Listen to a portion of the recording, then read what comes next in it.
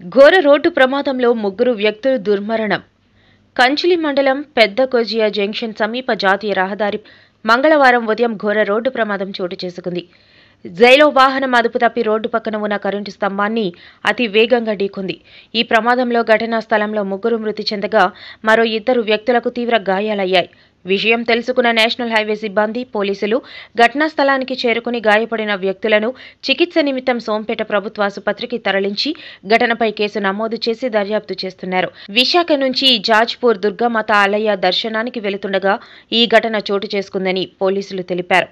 మృతుల వివరాలు: 48 ఏళ్ల కదిరిశెట్టి సోమేశ్వరరావు, 43 ఏళ్ల ఎం లావణ్య, 18 ఏళ్ల స్నేహ గుప్తా దుర్మరణం పాలయ్యారు. విశాఖపట్నం సీతమ్మధార నుండి ఒరిస్సాలోని జాజ్పూర్ అమ్మవారి దర్శనానికి వెళుతుండగా మార్గ మధ్యలో ఈ ప్రమాదం చోటు చేసుకుంది.